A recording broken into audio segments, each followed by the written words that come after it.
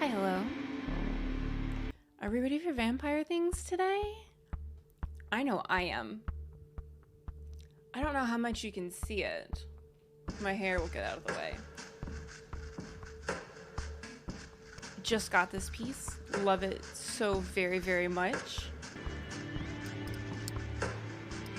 We're only on night 4.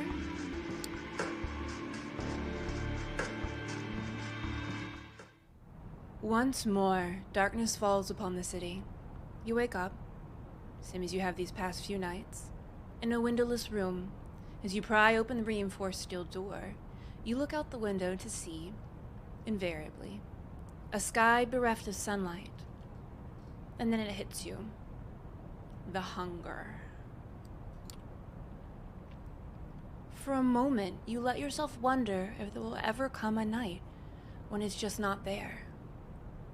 Given what you've learned thus far, you probably have as much chance of kickstarting your heart with jumper cables. You lock the door behind you and head over to Sophie's apartment. You did promise to call on her. Might as well not keep the lady waiting. And hey, what else are you gonna do? I wonder if all vampires wake up at the same time? You know what I mean? Like, is it as soon as a certain amount of UV is no longer present in the atmosphere, every vampire is just like, hmm? Or whether there are slight delays and people sleep in late a little bit. You know what I mean? That would be really interesting. 𝒂𝒹𝒾𝒁. She's probably worried. At least she will be when she actually tries to give you a call. Which might not happen for a few more weeks, months, if she's busy doing press for her new piece. You could try to track down your sire, if the sheriff hasn't done that already. After all, he did buy your painting. There has to be a money trail, right? But even if so, what would you say to him? These thoughts put you in a weird mood. It's a strange sensation to walk the crowded streets.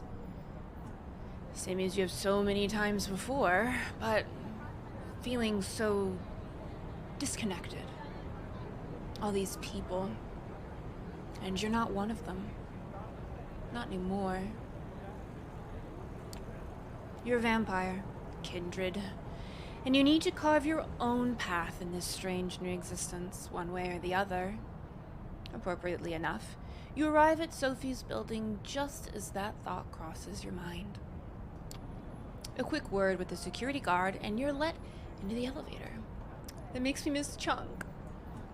Apparently, Miss Langley is expecting you.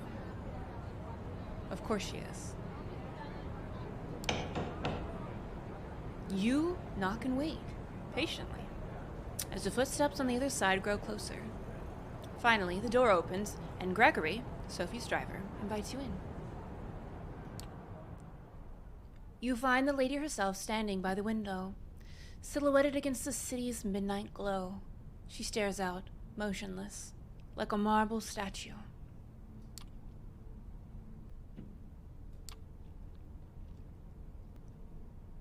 Is everything all right? She doesn't react immediately, but seems to snap out of some meditative state and looks at you with strangely bleary eyes.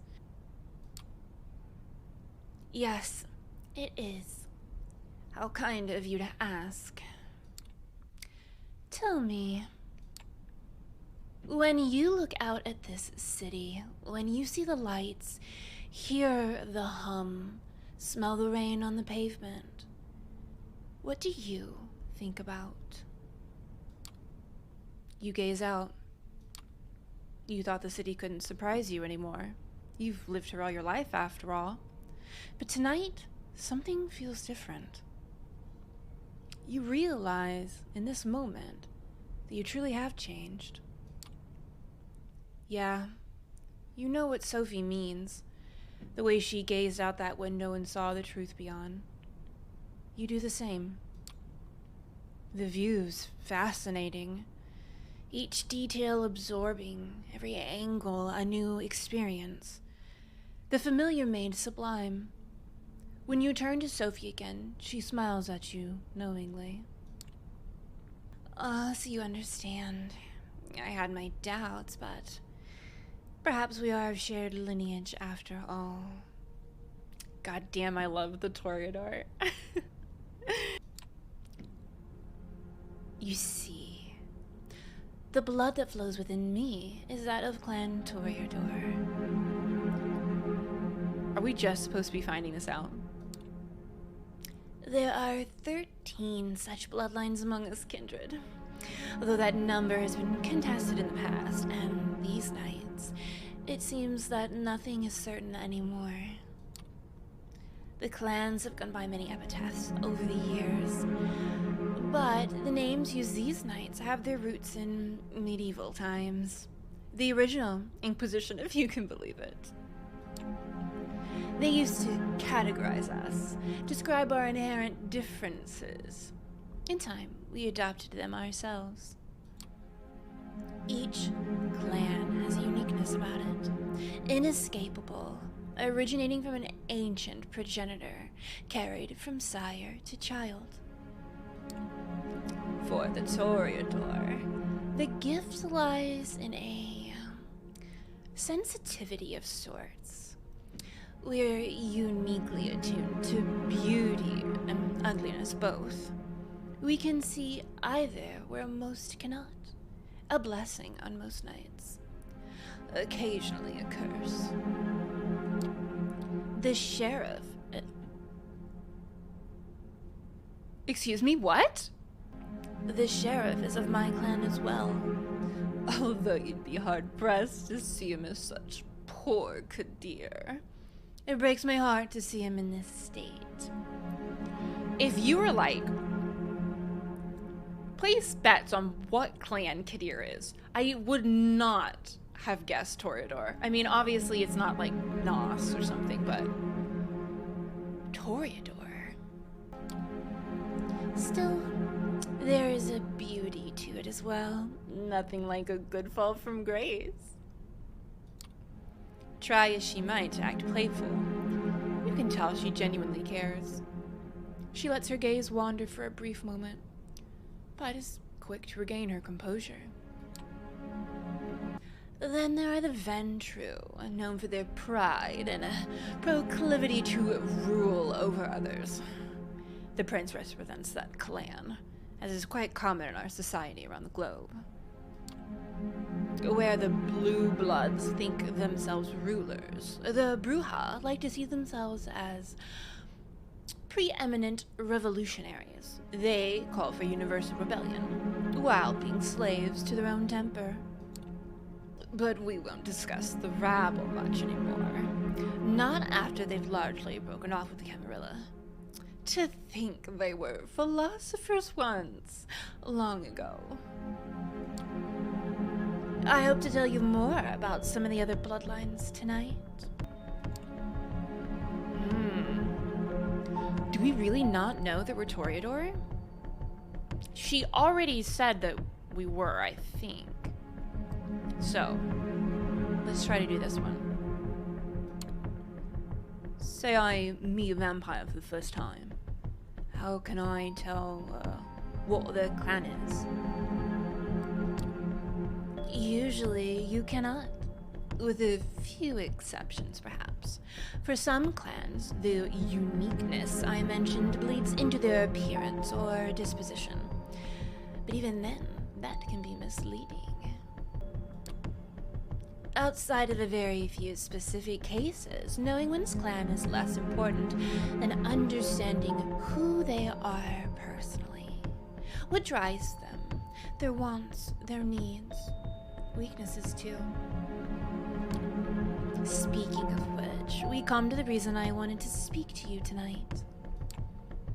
It is customary in our society, especially among younger kindred, to organize into coteries. Sometimes these are called by the prince themselves or mandated by a fledgling sire. In our case, you may treat it as more of a strong recommendation recommendation. I want you to seek out companions, not only because you need to learn more about our society, but also because it is useful. True friendships are rare among kindred, but having allies, even temporary ones, is something of a necessity these nights. We might be selfish creatures, but we are drawn to each other nonetheless. We can ask her if she has her own coterie. But I feel like if we were like legitimately in this situation and we were going to like roleplay this, we would be like, but where though?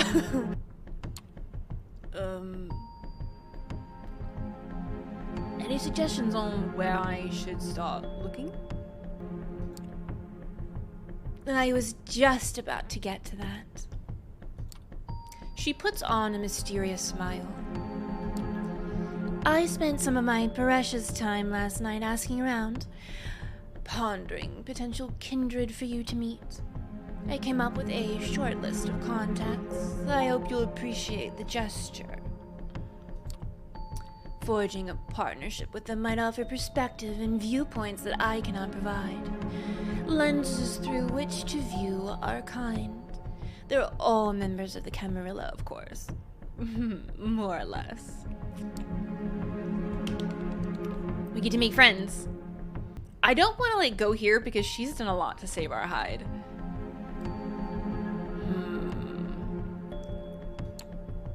Oh, all right then. Let's hear it. Who's on the list? Eager to learn about them, I see. Good. I'm glad.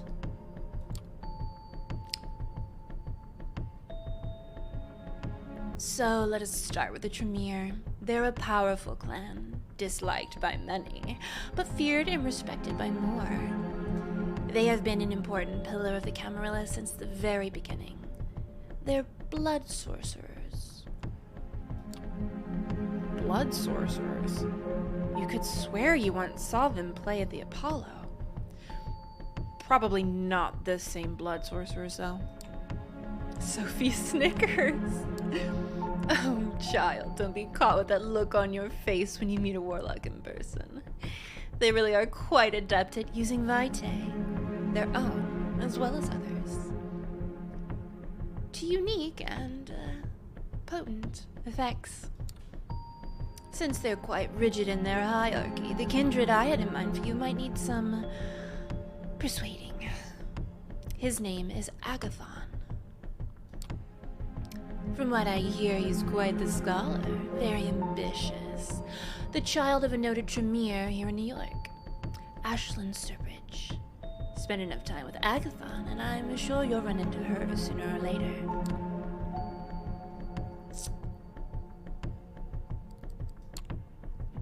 The 𝒂𝒹𝒾𝒶 thing sounds intriguing. Oh yes, fascinating. It's also a well-kept secret of the Tremire. Don't expect them to share it right away. Some things have to be earned. Anyway, if you wish to contact the young Tremire, I hear you can usually find him in a New Age bookstore out on Broadway. The Tremire have one of their workshops there. Gregory will give you the details. Now, this recommendation comes with a bit of a caveat. As you might recall me saying, most bloodlines have unique features that might not be obvious at first glance.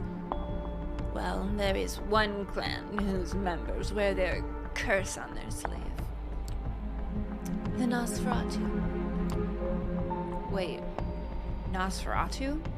As in the German expression is classic?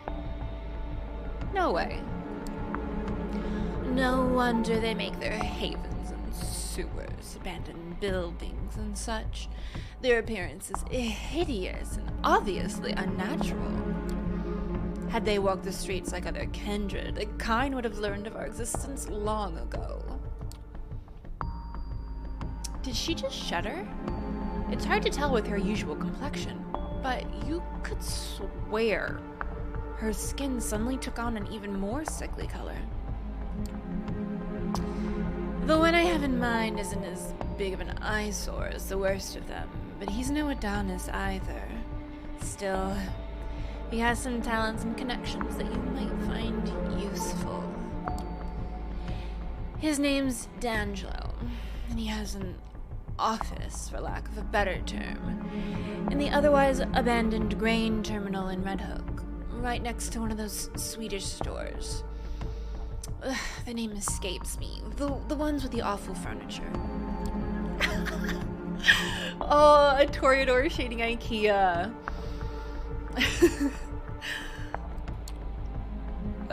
Swedish furniture shop? You mean like IKEA? Yeah, that's it. My mind struggles to retain things that are aesthetically displeasing. D'Angelo does odd jobs for Coterie, digging up dirt, locating kindred who would prefer to remain hidden. You know, that kind of work the nosferatu are best at. He's on a case right now. Something to do with kind murders, I think. After your initial brush with our dear sheriff, I think it would be wise to show some goodwill towards his agenda. Assisting D'Angelo with his investigation might just be the thing. She takes a brief pause to look out the window again. Now come the two more exotic proposals. More exotic than a nos and tremire? Thank you. Exotic? As if the blood mage and the vampire detective were business as usual? You may have heard about the Gangrel before. They're a wild clan, in touch with their beast in a way others might not dare to attempt. They mostly keep out of big cities, but there are exceptions. Nominally, they haven't been a part of the Camarilla for over 2 decades, but the one kindred I would like you to meet has strong, shall we say, familial ties to the sect. Her name is 𝒂𝒾𝒶. Her sire, Jezebel. Didn't we meet a Jezebel in Bloodlines? Jezebel Locke? Her sire, Jezebel, was instrumental during the Battle of New York back in 1999. The very same battle that cemented the city as a Camarilla domain. Sadly, her achievements have gone largely unrecognized. 𝒂𝒾𝒶 and a number of her siblings still reside in the domain they were awarded after the battle. Prospect Park. Jezebel herself left the city some years ago, fed up with being underappreciated. I don't blame her. This is a good question to ask, because these are interesting, but this is potentially going to save our skin. I got the impression contacting vampires who aren't in the Camarilla was frowned upon. But you're saying these Gangrel aren't part of the sect anymore. How's that work? It's not as clear-cut. The Gangrel as a whole have sworn off the Camarilla, but individual kindred of that clan can still hold our ideals. Jezebel was one of them, before she became jaded. Besides, the domain in Prospect Park has been upheld by Prince Panorad for all these years, has it not? We consider them members of the sect, and they have, for the most part, kept to themselves. Perhaps it will take a young kindred such as yourself to make them realize where their loyalties lie. So, you see, seeking out 𝒂𝒾𝒶 could prove quite educational, if nothing else. And who knows, perhaps you will find her temperament to be a welcoming change of pace. But, speaking of a change of pace, I have one last suggestion for you, though it's one I don't make lightly. The kindred who calls herself Hope. She's malkavian. They're a uniquely cursed clan.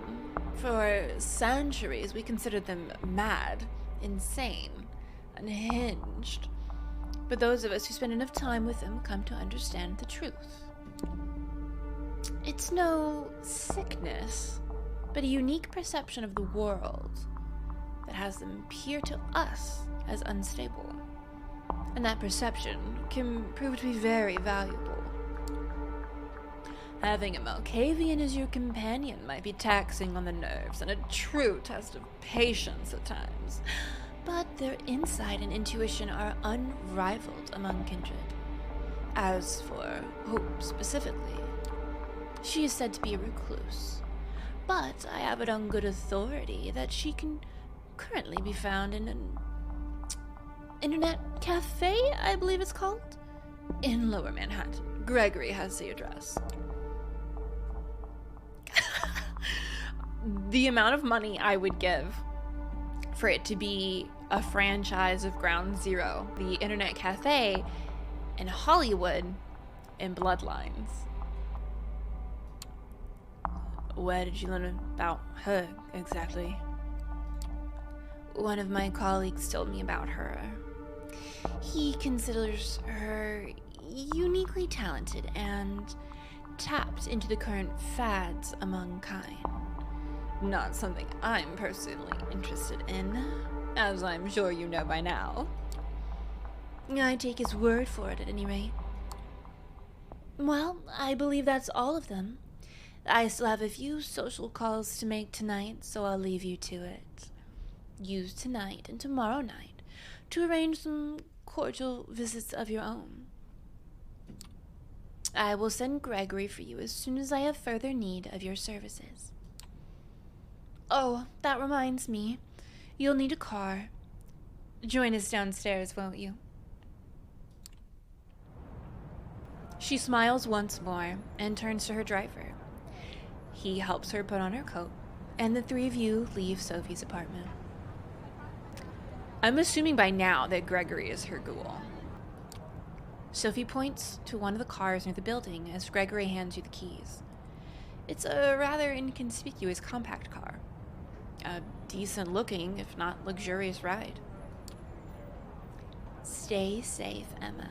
This is your first night alone. Don't let it be your last. As they drive away, you find yourself with more freedom than you've had for the past few nights. A blessing or a burden? Only time will tell. With a list of addresses in hand, you consider your next move. We get to pick now. All right. Shit. What do we think? I love that we get to go and select.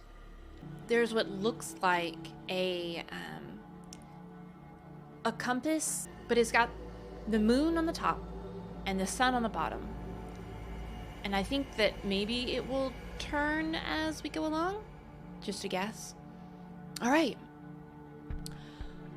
Many choices. The Malkavian sounds really interesting. Jezebel's childer. Sophie mentioned a Gangrel neonate by the name of 𝒂𝒾𝒶 who's made herself a haven in Prospect Park. The Ferals aren't exactly a social bunch, even by kindred standards, but if you keep her from clawing your eyes out just long enough, she might be persuaded to join you. It's interesting that we're not joining Sophie's coterie. Are we just not on the same level? Not on the same playing field? Gumshoe in the dark. Oh, he's the Nas. He's not that bad off. Poor little buddy.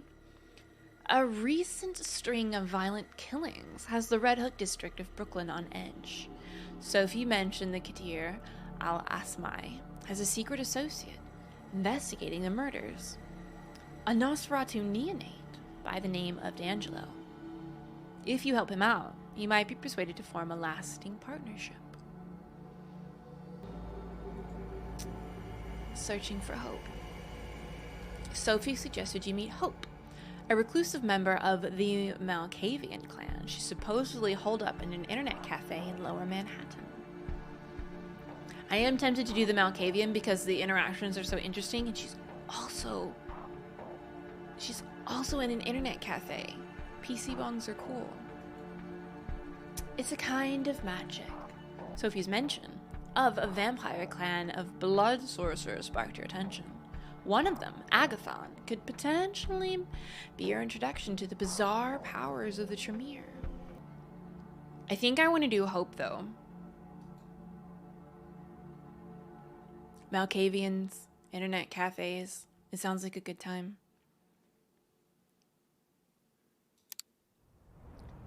It's a quiet, moody internet cafe. Half of its space serves as a comfy coffee bar these days. Behind a glass wall, it still has a space dedicated to rows of PCs. From the street, you can notice tired adults in casual clothes typing away absentmindedly and some bored kids wasting the late evening hours on colorful online games. If Sophie's intel is to be believed, this is where Hope has set up her haven. One of the waiters was standing outside the building, gazing at the sky with a smartphone in one hand and a vape pen in the other. You approach the man and tell him, "Oh, I'm looking for Hope." He releases a soft chuckle. "Oh, yeah, you and me both." The man slowly takes a drag from his e-cig, sizing you up and down in silence. After a long, awkward moment, when you're ready to leave him be, he raises his voice again. "Oh, he gave me the impression he didn't know where she was. Come on, right this way." He heads back into the cafe and you follow his lead. When you make your way through the space with computers, no one averts their gaze from the spreadsheets, emails, Facebook profiles, or games of Fortnite. It's a common sight, one you wouldn't have paid much attention to a few weeks ago, but now it seems so unnervingly quaint. Would they still be spending their time like this if they were immortal? The waiter unlocks an unassuming door at the end of the room and lets you inside. You two swiftly make your way through a labyrinth of sterile gray corridors, taking confusing twists and turns. Feels like you're traveling into a different world, crossing one invisible portal after another. Eventually, you reach your destination. Your guide motions you to enter a dark room with a lone source of pale light, a computer screen in the distance beckoning you to come closer. As you do, you hear the door shutting behind your back and a short chuckle echoing behind it. Is this the place? Nothing else to do but sit on a chair in front of the computer. The monitor displays a modern chat application. A cursor is blinking in the user nickname entry field. Whoa, is this how we talk to her? Are we just gonna sit down and like type away? That's kind of cool. A cursor is blinking in the user nickname entry field in the middle of the screen, obviously expecting you to put in your handle. After brief consideration, you type in, "Ooh, I'm kind of torn. I kind of want to do something goofy." Maybe they have a nice sense of humor? Maybe it's your newfound sensibilities going haywire, but this place has a barely noticeable sleazy aura. Might as well go along with it. No. This is not what I had in mind for goofy username. You input pornos collector and push the enter button. After a few seconds, the chat window opens up, and messages start appearing on the screen in quick succession. Whoa!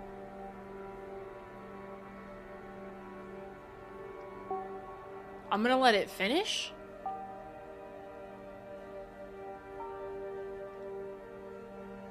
Oh my goodness, alright. Let's go. Hostage executioner. Oh god, here we go. Just to be clear, I don't have a wank reg. Cult of Luna, LMAO. Oh, at least we have some K-pop stands. Thirst victim. Oh, for sure. Hostage executioner. No, for real. Luna. LMAO was meant for Jerry, of course. Jesse Hooker. Not much longer. Bastardo. Yeah, Jerry is the chat MVP. Hostage executioner. I mean, I've admitted to far worse things on here. Sexy bozo. God, I'm so horny. Hostage executioner. Not sure why I have a need to lie about this one. Luna. Oh my god, literally who cares? Turtle guy. You and me both, bozo. Heart's filthy lesson. That's the Toreador. Wait, who is Porno's collector? Jesse Hooker. Porno's collector? Hopeful number 1. No idea. Thirst victim. A new user. Wasn't here a second before. Hostage executioner. What the hell? Was anyone informed? Hopeful number 1. No announcement. Heart's filthy lesson. I know I wasn't. At Jerry? Luna. Jerry. Adding us. Identify yourself within 2 minutes or get banned. The chat goes silent. Everyone is seemingly waiting for you to say something before proceeding. This must be a close-knit group. Better say something before they kick you out. What? No. No. This isn't a good lead-in either. Porno's collector. Looking for hope. Is she here? Vulgar. Oh, who the fuck are you? Oh, I should wait. We good? Okay. Doesn't look like a positive response, though. Hopeful number 1. This was meant to be a safe channel. Jerry. Investigating what went wrong. Sexy bozo. How did they even get in here? Jerry. Stay calm. Hopeful number 1. Can you get their location, Jerry? Jerry. Laugh out loud. Yeah, sure. Bastardo. That's our Jerry. Jerry. Gonna DM it to anyone interested. Ooh. Bastardo. Oh boy, now you're in trouble. Hostage executioner. Yeah, you're gonna regret. Luna, dumbass. Oh, he did the enter prematurely. Bless. I love that they included that. The day you decided to spy on us.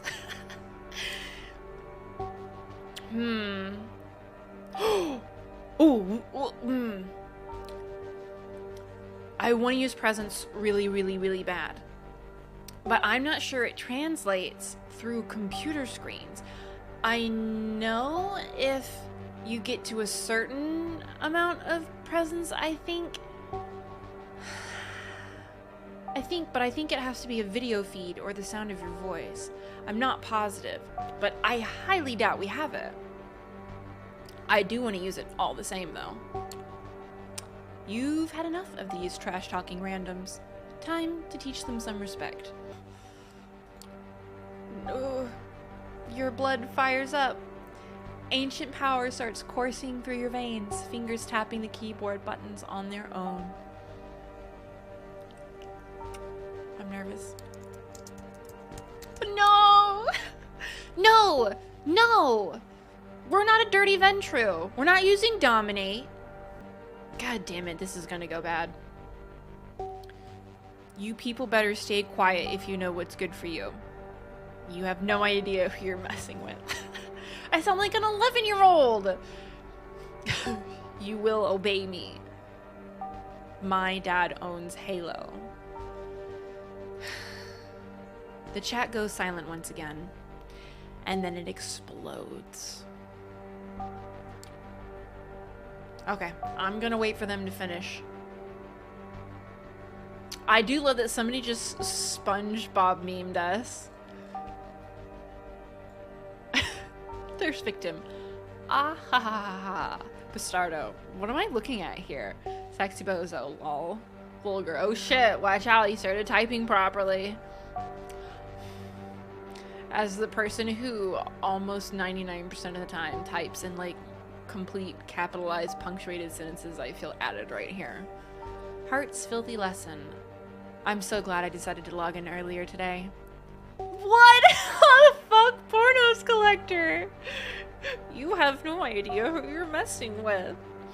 Please imagine that in the style of SpongeBob SquarePants. Heart's filthy lesson. I'd be so pissed if I missed this. Vulgar. You know he means business. Thirst victim. Ah ha ha ha. Guess your powers don't work online. I mean, I guess this is a good way of helping us learn this lesson, but goddamn. Go figure. You know your cheeks would turn blood red right now if they still could. They can. You just gotta blush for it. Could you imagine blushing just to be embarrassed? Oh. Jerry, got the info. Thirst victim, nice. Turtle guy, you wanna die, asshole? Jesse Hooker, you will die. Luna, you will die. Fuck pornos collector, die. Neoliberal, die. Oh, we've fucked this one up. Bastardo. LMAOing and everyone sentencing pornos collector to death. Luna, I'm literally on my way to kill you right now. Oh, okay, there we go. Thirst victim, yeah, sorry to inform you, you're about to die. Vulgar, rip bitch. Queen of the South. You're getting your throat slit right here, right now.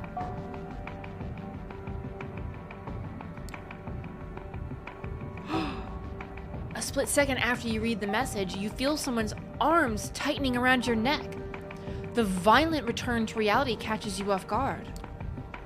A jolt of panic rushes through your brain, paralyzing you momentarily. She's here. You've come to the wrong chat room, motherfucker. A ridiculous whisper rings out next to your ear, and the grip under your head gets even tighter. You start struggling, but even with your newfound supernatural strength, you're having trouble breaking out. This isn't a normal human you're dealing with. Last words. Oh my god. No! Those are not our last words! Sophie, send me here. Langley?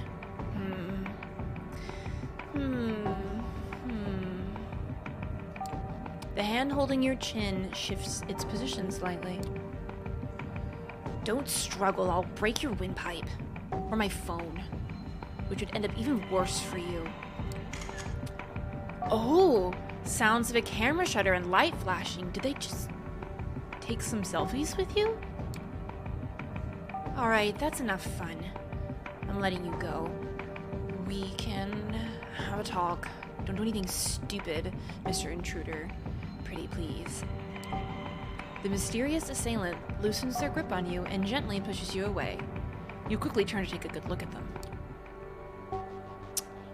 Look at her kitty shirt. I love it. Let me just finish this.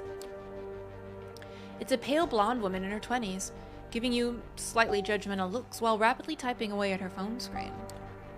First, you notice her outrageous outfit. Wow, that's judgmental. I mean, I guess we are Toreador. Seemingly thrown together from random thrift store finds. Then, you take note of her tattoos, a sprawling tapestry of odd patterns and designs covering every visible part of her body. At first glance, it all seems aimless, but it has a consistent sense of style upon closer inspection. Her eyes focus on you for a second. Gave you a scare, huh? Sorry, that's what you get for entering a lady's haven without her permission. And she's back to her phone. With her relatively small build, it's hard to believe you had trouble overpowering her physically. But then again, nothing is what it seems when it comes to the undead. And even compared to the vampires you've met so far, she comes off as an eccentric, curious presence. She shoots you another glance, noticing you're still cautious of her. Calm yourself, man. I won't pull anything like this anymore. It was just a... I feel stupid saying it out loud. A vibe check. This lady's on TikTok. Like, this is the only option.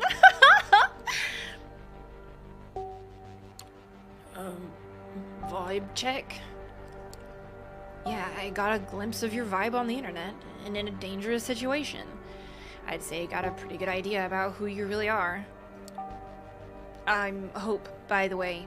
If you're here, you've probably heard of me, so I went ahead and skipped the pleasantries. But, come to think of it, I might have skipped too many of those. Yeah, she definitely fits the description you were given by Sophie. I still can't believe you got so mad online. You actually tried to use your powers on people talking trash about you from who knows where. Jesus. But you know, I kind of respect that dedication. It's amusing. Yeah, I'll credit where it's due. You're probably not a boring person online going by your chosen handle. Hey, it helped us out. Believe it or not, among bloodsuckers, that's still rare as hell. Most of them are like clueless baby boomers when it comes to internet stuff. Oh, honey. Anyway, don't worry about the chat. It was all a game to us. No hard feelings, okay? I'll introduce you properly later. On the monitor, the chatter continues normally. Your visit is like yesterday's news. No longer relevant to anything. I want to know which handle was hers. But, look. If we're going to talk about you, you should have something to say too. What are you doing here? About time she asked. Note to self, she really loves the sound of her own voice. We already talked about Sophie, so I'm going to go with this one. I'm looking for people to join my coterie. Coterie? Been there, done that, not interested. Unless... She takes a closer look at you. Her eyes go wide. Wait. Shit, are you the new Langley plaything? Ooh, a word seems to be getting around fast. Of course you are. It was obvious the second Langley got her hands on a new servant, she'd start building a network.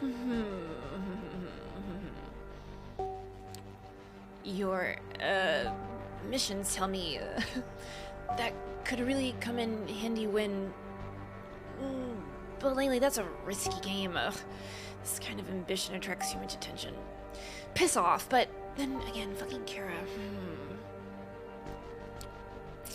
She seems to be having a spirited argument with herself. Only parts of it audible. Is it just you, or do her facial expressions and body language change a bit between one sentence and the other? Really cool observation, though. Before you make certain it's not just your eyes playing tricks on you, she focuses half of her attention back on you. The other half, of course, is still obsessed with her smartphone. Listen, I'm not saying I'm not interested in cooperation, but before I make a decision, I need to make sure you sort of understand me and that I sort of understand you. And since I was planning on putting on a show before you came here, I propose a little game. Hope absentmindedly spins her phone in her hand, considering how to put her thoughts into words. Then, she approaches a switch on the wall and flicks it.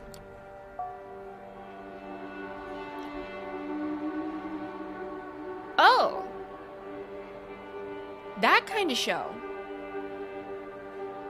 Neon lights flare up, illuminating the room. You take a look around. The room is certainly unique. It looks like a butcher's room, repurposed to be a living space. The modern computer in front of you starkly contrasts the ominous industrial walls. At the back, there's an overwrought bed covered in velvet with meat hooks hanging above it. On top of the bed sheets, you notice what seem to be pieces of elaborate S&M equipment? And a camera? Wait a minute.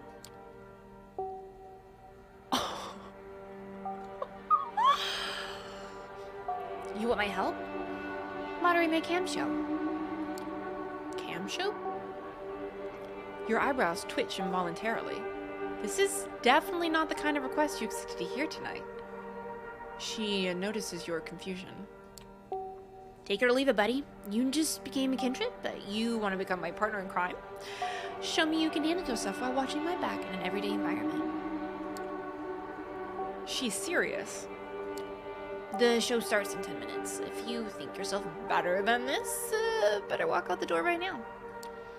I won't hold a grudge. I've got better things to do.